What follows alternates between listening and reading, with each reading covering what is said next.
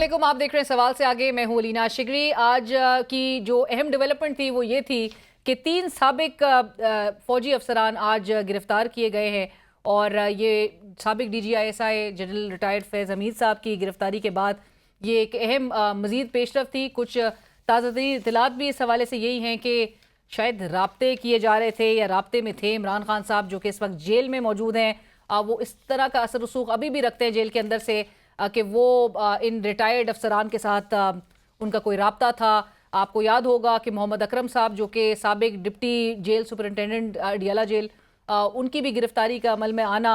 सो ये किस तरफ मामलात को लेके जा रहा है, इस पर गुफ्तगू होगी। क्योंकि आज इमरान खान साहब ने जब साफियों से गुफ्तगू की तो उन्होंने कहा कि कुछ ऐसे उनके इंकशाफात मजीद सामने आए जिसमें वो कहते हैं कि वो तो जनरल बाजवा साहब को कह रहे थे कि जनरल फैज़ हमीद को ना हटाएं, लेकिन बाजवा साहब ने ही उनको हटाया और अपनी एक्सटेंशन के लिए हटाया।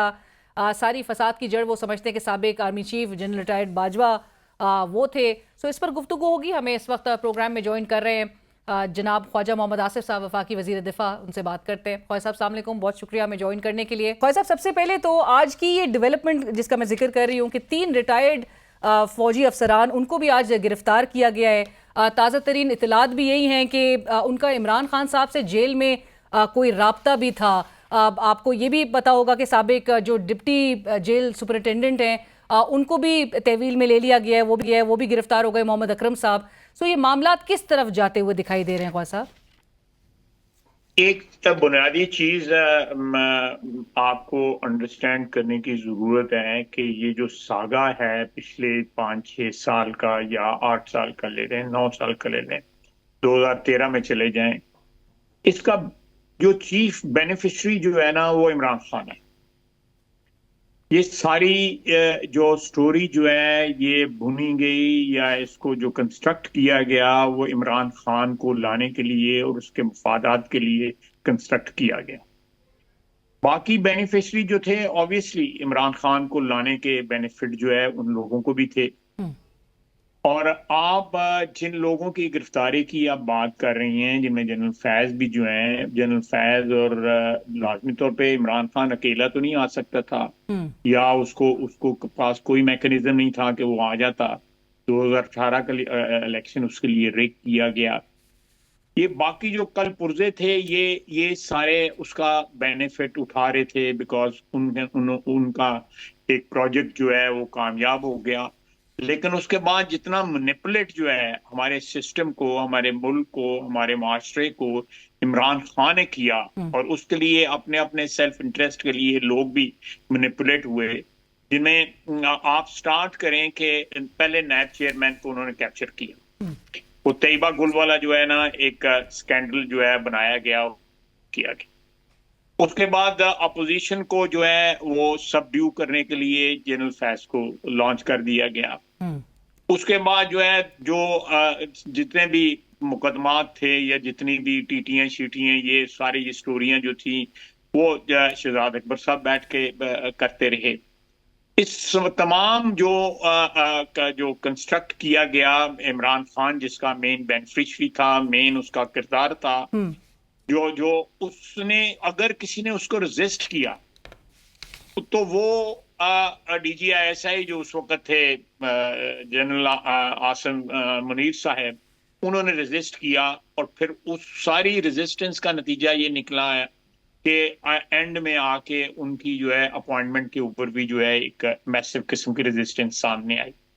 तो एक कॉन्टेक्स्ट जो है जो आज के वाकयात हैं जिनमें जो 3 साबिक फौजी अफसर, डिप्टी तो सुपरिटेंडेंट ख्वाजा साहब, ये जो 3 जो साबिक है वो अफसरान अरेस्ट हैं, ये इनके हवाले से एस्टैब्लिशमेंट की तरफ से कोई इंटेल आप लोग से शेयर की गई कि ये राब्ते में थे नहीं। इमरान खान से? देखें, मैं इस वक्त लाहौर हूँ, लेकिन इन चीजों की जो इंटेल जो है लाजमी तौर पे प्राइम मिनिस्टर के साथ शेयर की जा रही होगी।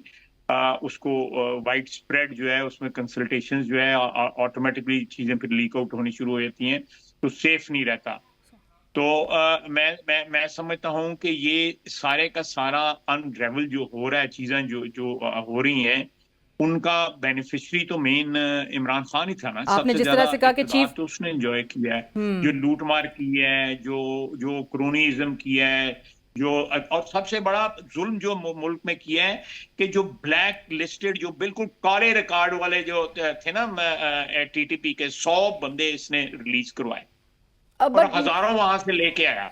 हजारों वहां पे इमरान खान लेके आया। इमरान खान का तालिबान के साथ जो है कनेक्शन ख्वाजा साहब, एस्टेब्लिश हुआ है, आज जिसके ऊपर मैं इसी हवाले से तालिबान के कनेक्शन के हवाले से मैं ज़रूर आपसे सवाल करना चाहूंगी। आज इमरान खान साहब का जो उनकी सहाफ़ियों से गुफ्तगू हुई, उसमें उनका कहना था कि जनरल फैज़ 3 साल से तालिबान से इंगेज कर रहे थे और वही ज़ल्म खलीलज़ाद और तालिबान की क़यादत को उनसे मुलाकात करवाने के लिए लेकर आए। सो फैक्चुअली क्या ये बात आप समझते हैं कि करेक्ट है कि उस वक्त जब अगर इस किस्म के मुज़ाकरात और मुलाकातें हो रही थी और जनरल फैज़ अगर उसमें भी एक बड़ा कलीदी किरदार अदा कर रहे थे, तो हालात आज जिस तरह के हैं वो उस वक्त तो बेहतर थे फिर आज से? आप बिल्कुल ठीक कह रही हैं। हालात जो है खराब जो होने शुरू हुए केपी में और जनरली पर्टिकुलरली केपी में, फजल में सलीम ज़ादे या जो भी कनेक्शन था। मैंने आपको पहले किसी प्रोग्राम में बताया भी है और भी टीवी चैनल्स को मैंने बिल्कुल। बताया है कि हम तो उधर कोई 100 150 150 बंदा था जिसको ब्रीफिंग दी गई, जिसको कहा गया कि ये तालिबान बहुत अच्छे लोग हैं और इनको वापस आना चाहिए और उसके बाद जो है घी और दूध की नहरें जो है बह जाएंगी पाकिस्तान के अंदर। ये मैं आपको कोट अनकोट कर रहा हूं। और आज जो है वो लोग जो है ये सारे का सारा इमरान खान के इक्तदार को दबाम बख्शने के लिए हो रहा था।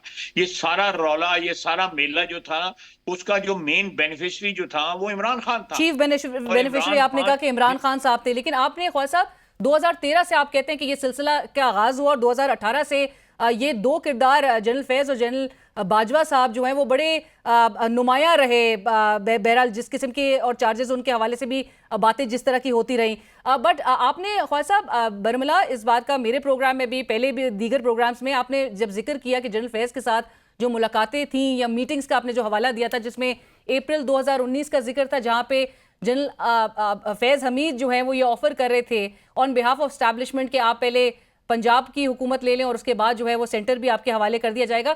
सो why did you not suspect Khwaja Sahab of general Faiz being manipulative, कि अगर वो इतनी बड़ी ऑफर आप लोग को कर रहे थे तो the guy could be capable of doing anything? देखिए, हम कोई मैनिपुलेट हुए तो नहीं ना। हमने उनसे कोई चीज ना मांगी, ना उनकी ऑफर एक्सेप्ट की, बल्कि हमने कहा जी कि दिस इज टोटली इररेलेवेंट। हमने वोट जो है दिया वो बिल्कुल ठीक है। हमने हमने मैं उसकी जिम्मेदारी एक्सेप्ट करता हूँ। पर आपकी सेंस लेकिन हम जनरल मैनिपुलेट हुए फैज तो हमीद के हवाले से आपकी सेंस उस वक्त क्या थी ख्वाजा साहब? जी। आप क्या सेंस ड्रॉ कर रहे थे जनरल फैज हमीद साहब के हवाले से उस वक्त? कहाँ से उस स्ट्रेंथ ड्रॉ कर रहे थे? कि जब वो ये मुलाकात में आपको जब ये ऑफर कर रहे थे तो आपको क्या लग रहा था, आपको क्या ख्याल आया था कि वो इतनी बड़ी जो ऑफर कर रहे हैं आपको उनके हवाले से, कि आपको आपको ये महसूस हुआ कि ये मैनिपुलेट कर सकते हैं? क्योंकि आज भी इमरान खान साहब बयान में कह रहे हैं कि जनरल बाजवा को सारा उन्होंने जो मौजूदा इल्जाम है वो जनरल बाजवा साहब पे ठहरा दिया है। उन्होंने कहा कि सारी फसाद की जड़ ही जनरल बाजवा साहब थे।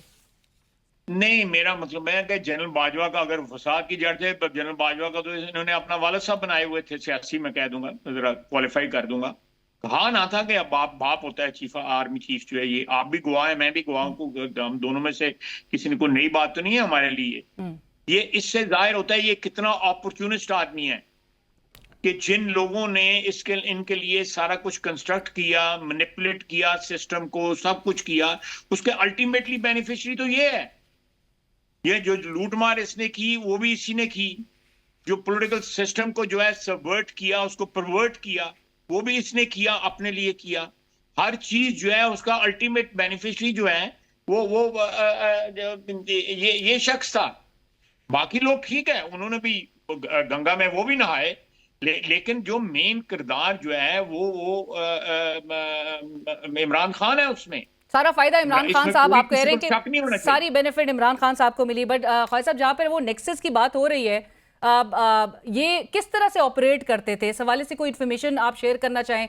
जनरल बाजवा और जनरल फैज हमीद के हवाले से कहा जाता था they were both very close, we know this, but लेकिन ऑपरेट किस तरह से करते थे? They were very close and they were very close to Imran Khan also. Imran Khan 3 साल उनकी तारीफें करता रहा, टीवी पे तारीफें करता रहा, तकरीरों में तारीफें करता रहा। तो that means they were on the same page. They were part of the same group or same gang, I would call. जो जो उस वक्त पाकिस्तान को जो है इस हालत में पहुंचाने की मैं अपना किरदार अदा कर रहा था, जो आज जिस हालत में आज पाकिस्तान खड़ा है, कि पाकिस्तान जो है डेट रिडन है, करप्शन है, अफरा तफरी है, फिरका वारियत है, तालिबान जो है दंदनाते फिर रहे हैं केपी में और बलूचिस्तान में। ये सारा शाखसाना जो है, ये चीजें जो इनहेरिट हमने की हैं, ये इमरान खान से हमने इनहेरिट की है ना।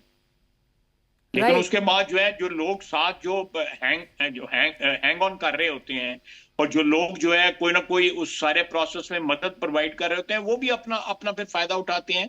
लेकिन आपको यू हैव टू अंडरस्टैंड कि इस सारे का जो किरदार है, मेन किरदार जो है, करेक्टर जो है इस सारे सागा का, वो इमरान खान है।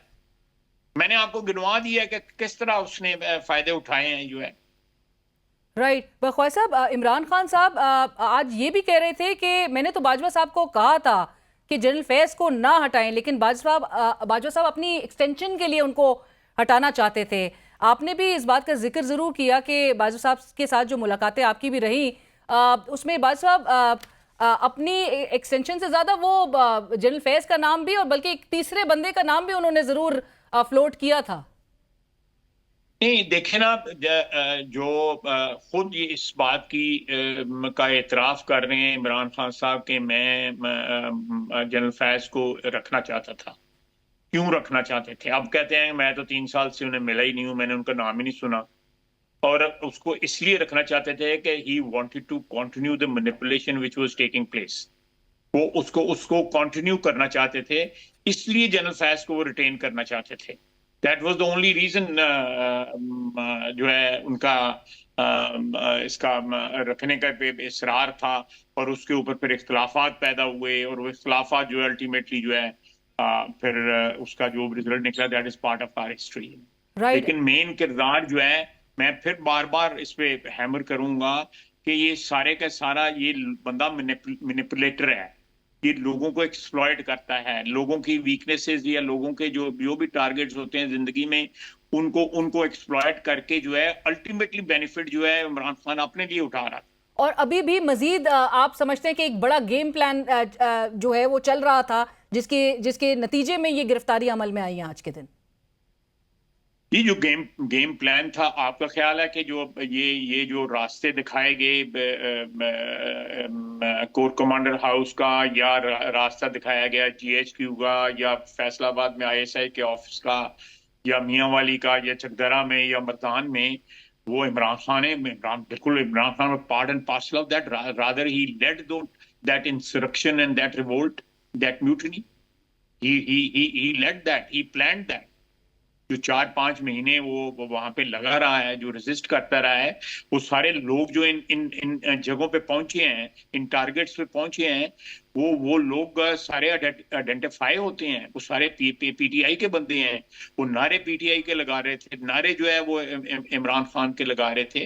वो लोग जो है, ये ऐसे नहीं थे कि गुमनाम लोग कहीं से किराए से उठा के ले आए थे। वो they were serving the interest of their leader Imran Khan.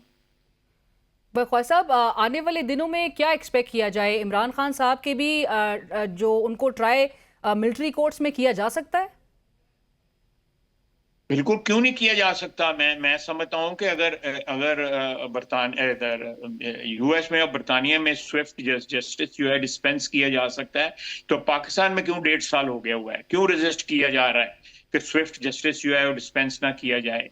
इन लोगों को जो है, इनके साथ जो भी इंसाफ किया जाए। बिल्कुल, मैं नहीं कहता कि को रिग किए जाए जो है केसेस जो है, इंसाफ किया जाए।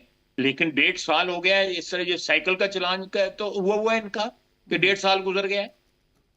The most serious crimes were committed on 9th of May. If crimes against the state were committed, one has to understand that. तो और उसको वो कुछ फलां आदमी उसके पीछे था, या फलां आदमी उसका बेनिफिशियरी, उस इंसरेक्शन का बेनिफिशियरी जो था वो इमरान खान था। सो वो तो ऑलरेडी अंदर है जेल में। पर वो तो ऑलरेडी जेल में, ऑलरेडी अंदर है जेल में। तो मेरा मतलब वो भी तो जेल में था ना, मुजीबर रहमान जाके प्राइम मिनिस्टर बन गया। बेनिफिशियरी तो वही था ना, जो हुआ ईस्ट पाकिस्तान में। राइट। सो ख्वाजा साहब, आप कहते हैं कि फिर ये जो अब ये जो गिरफ्तारियां हैं, इंक्लूडिंग फॉर्मर डीजी आईएसआई's अरेस्ट, ये 9 मई वाकयात का भी एक शाखसाना नजर आ रही हैं। बिल्कुल बिल्कुल बिल्कुल। को मुझे कोई इसमें कोई कॉन्क्रीट इंफॉर्मेशन नहीं है, लेकिन this will be one one one main charge against these people कि इन्होंने उस सारी मैनिपुलेशन जो है इमरान खान के लिए जो की गई उस दिन जो है, उसमें जो किरदार जो फौज की तरफ से जो किरदार लोग अदा कर रहे थे, जो रिटायर्ड थे या जो भी थे, उनका अपना इंटरेस्ट भी लाजमी तौर पर सर्व कर रहे थे, लेकिन मेन तो उसका बेनिफिशियरी जो था या लीडर जो था उस इंसरेक्शन का, मैं फिर कहूंगा कि उस बगावत का जो मेन किरदार या लीडर जो था, सरगना जो था उस वारदात का, वो इमरान खान था। और ये ख्वाजा साहब जो ये एक मुबैना बर्म्यूडा ट्रायंगल इसे कहें कि अब जहां two have already gone down, general Faiz has been arrested, Imran Khan is already arrested, दोनों तहवील में हैं। सो वन मोर, मतलब जनरल बाजवा के हवाले से आपको लगता है कि मामलात उनकी तरफ भी जा रहे हैं? ये बरमूदा ट्रायंगल का लफ्ज जो है मैंने इस्तेमाल किया है एक दो दफा इसके ऊपर, लेकिन देखें ये तो फिलहाल तो जो जनरल फैज के देखते हैं कितनी बीन्स जो है स्पिल करता है, तो ये तो फिर वहां से देखा जाएगा। बाकी ये इमरान खान तो इस वक्त हर बंदे से अपने आप को डिस्टेंस कर रहा है कि कोई रौला या कोई दाग धब्बा जो है उसके ऊपर ना आ जाए। तो टिपिकल जो फ्रॉडिये होते हैं उनका वो जो है वो किरदार अदा कर रहा है कि जब वारदात पकड़ी गई है, जब वारदात पकड़ी गई है तो डिसोन कर दो सबको। बख्वाजा साहब, जहां पर कौम भी इस चीज को इस तरह से और बड़े पॉजिटिवली भी देखा ये जा रहा है कि एक खुद एहतसाबी का अमल है जिसका आगाज हो गया है और उसका नतीजा जरूर देखना चाहते हैं। आपने खुद ही कहा कि अभी तक कुछ क्यों नहीं हो सका है, बहरहाल क्या एक्सपेक्ट किया जाए? इसका कंक्लूजन जो है वो भी अवाम के सामने आएगा या फिर जो जिस तरह से, और अगेन सवाल ये भी उठता है कि ख्वाजा साहब साबिक DGISI जनरल फैज हमीद ये बड़े इन्फ्लुएंशियल थे, अगर अपनी पोजीशन में रह के उन्होंने, और बड़े ऐसी पोस्ट पे वो रहे, 2 कोर्स उन्होंने हेड की, अब ISI के वो सरबराह रहे, और उसके बाद भी जब वो रिटायर हुए, रिटायरमेंट के बाद भी उनको 2 साल हो चुके हैं रिटायर होके। सो अब ये तमाम चीजें खुलना, आपको नहीं लगता कि एक तासुर जाता है कि ये तमाम पूरा मामला जो है पॉलिटिकली मोटिवेटेड हो सकता है, जहां पर आप खुद भी कहें कि ये चीफ बेनिफिशरी तो एक बंदा है लेकिन वो आपका सबसे बड़ा पॉलिटिकल ओपोनेंट भी है? देखें, पॉलिटिकली मोटिवेटेड तो कथित तौर पे नहीं होता। ये जो वारदात 9 मई की हुई है वो उससे हमारा तो कोई ताल्लुक नहीं है, वो इसने की है। अगर इफ समबडी हैज स्टम्बल्ड और somebody has committed a crime against the state, तो उसमें जो है और उसमें डिले हो, तो मैं समझता it is very very alarming for a country, for a state, कि उसके अगेंस्ट क्राइम कमिट हो और उनका कोई अकाउंटेबिलिटी ना हो और उनकी प्रोसिक्यूशन ना हो। That is what to be seen कि ये डिले जो हुआ है ये क्यों हुआ है, कि क्या वजह है, कहाँ से लोग जो है इनको मदद करने के लिए तैयार हैं या मदद कर रहे हैं। ये आने वाले दिनों में बहुत से चेहरे सामने आएंगे। और ख्वाजा साहब, आपको लगता है कि जनरल फैज हमीद साहब के जो मुतालिक जो मल्टीपल इंस्टेंसेस जहां पर आर्मी एक्ट की वायलेशन हुई, और ISPR की उस पहली प्रेस रिलीज में भी जिसका जिक्र है, पोस्ट रिटायरमेंट जो तमाम जो एविडेंसेस है जो एस्टैब्लिश्ड है, उसमें वो मामलात सिर्फ पोस्ट रिटायरमेंट ही के हद तक फोकस्ड होंगे, या फिर उनकी जब वो पोजीशन पे बरसरे रहे, मतलब एक पोजीशन पे उनका होल्ड था, तब भी वो मामलात को जांचा जाएगा, इन्वेस्टिगेट किया जाएगा? नहीं, जरूर किया जाएगा। देखें, जब वो पोस्ट पे थे, DGC थे या DGI थे, तो उस वक्त जो मैनिपुलेट हो रही थी सियासत हमारी हो रही थी, जो या इमरान खान के बिहाफ पे उनके एजेंट की हैसियत से, इमरान खान की एजेंट की हैसियत से जो अपोजिशन के साथ कर रहे थे, जिस तरह अपोजिशन को जो है बुचर किया गया, जिस तरह जो है किसी की ख्वातीन का भी जिक्र, खानदानों के ख्वातीन का भी जो है वो लिहाज ना किया गया, एक बड़ी बेदर्दी से और शेमलेसली जो है इस तरह का एक रेन ऑफ टेरर जो है फैलाया गया, इमरान खान ने जो फैलाया, उसके जो मेन किरदार थे, the main instrument was Faiz Hamid, और कोई नहीं था। ये मैं खुद गवाह हूं, मैं किसी से पूछने की मुझे जरूरत ही नहीं। एंड ख्वाजा साहब, एक और भी जनरल बाजवा साहब से मुतालिक आपकी इंटरेक्शन जो जनरल बाजवा साहब से नवंबर 2022 में होती रही, और जो मौजूदा आर्मी चीफ है उनकी तैनाती से कबल, आप उनके हवाले से आप क्या राय रखते थे? देखिए, मैं मेरी मेरी उनके साथ इंटरेक्शन रहा, बस ये डिफेंस मिनिस्टर रहा, फिर जो है मुख्तलिफ औकात में जब उनकी अपॉइंटमेंट हुई वे बैक इन 2016, उस वक्त भी रहा। हम्म। जो भी मियां नवाज शरीफ के साथ हुआ 2017 में, 2018 में, या उससे पहले, जिस तरह नवाज शरीफ की हुकूमत को डिरेल किया गया, हम्म। और उसके बाद भी जो जो मुख्तलिफ किरदार सामने आते हैं, उनमें जनरल बायस साहब का भी किरदार है। लेकिन ultimately people who continued and who continued even after Mian Nawaz Sharif वापस आ गए, उसके बाद जो है हमारी हुकूमत आ गई, उसके बाद भी जो चीज़ें कंटिन्यू होती रहीं, मैं समझता हूँ कि उसके बाद जो है इस ट्रायंगल, बरमूदा ट्रायंगल की जो बात आप कर रहे हैं, उसमें दो ही किरदार थे। एक Imran Khan, who is the main character, and secondly general Faiz Hamid. Right. Khawaja साहब, आखिर में आज आपकी पार्टी का इजलास भी हुआ।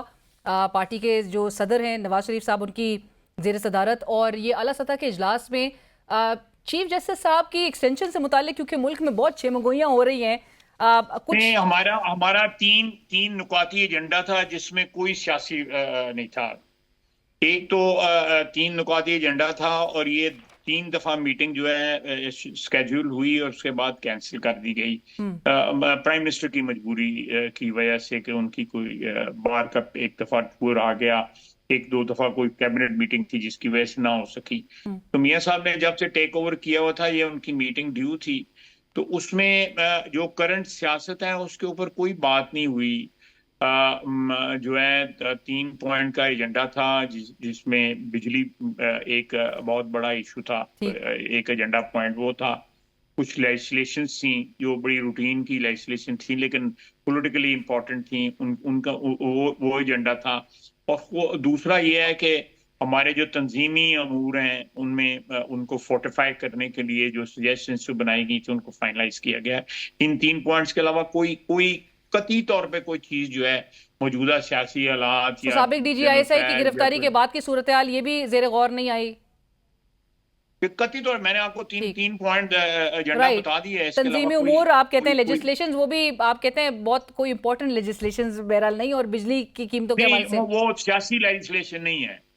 सियासी लेजिस्लेशन है। मैं आपको बता देता हूँ, अब हमारे हमारे ऊपर जो है प्रेशर है लोकल गवर्नमेंट इलेक्शंस का, के करवाए जाएं इलेक्शन कमीशन की तरफ से। हम्म। तो हमने उसका भी देखा है कि भाई किस कानून के तहत जो है कराए जाने हैं, उसको अमेंड करना है, नया करना है, क्या करना है, क्योंकि उन्होंने हमें जो है एक टाइमलाइन ठीक। दी हुई है जिसके अंदर जो है हमने इलेक्शन करवाए। राइट। और ख्वाजा साहब, आखिर में सिर्फ ये बता दीजिएगा कि पाकिस्तान तहरीक इंसाफ को जल्द से मुजाहरे या जुलूस करने की इजाजत दी जाएगी? जितनी इजाजत जो है वो हमें थी, इतनी तो जरूर देनी चाहिए। जितनी इजाजत आपको थी उतनी इजाजत इनको दी जाएगी, क्योंकि इनका गिला यही है कि उनको जल्द से या एहतजाज करने की इजाजत नहीं दी जा रही है। बहुत शुक्रिया ख्वाजा आसिफ साहब, thank you so much for your time sir. वजीर दिफा जनाब ख्वाजा आसिफ साहब इस वक्त हमारे साथ प्रोग्राम में शरीक थे। नाज़रीन, हम जाएंगे एक छोटी सी ब्रेक की तरफ, लेकिन ब्रेक के बाद हमारी आज गुफ्तगू हुई पश्तूनख्वा मिली अवामी पार्टी के सरबराह जनाब महमूद खान अचकज़ई साहब से, जो कि तहरीक तहफ़्फ़ुज़ आईन पाकिस्तान की सरबराही भी कर रहे हैं, और इमरान खान साहब अपेरेंटली उन पर बहुत ज़्यादा इंतज़ार इस बात के हवाले से भी करते हैं कि मुज़ाकराती कमेटी की सरबराही का चार्ज भी महमूद खान अचकज़ई साहब को दिया है। वो क्या राय रखते हैं, किस तरह से जिनके पास इमरान खान समझते हैं कि इख्तियार है, उनके साथ क्या इंगेजमेंट अभी भी मुमकिन है, हम गुफ्तगू करेंगे एक ब्रेक के बाद।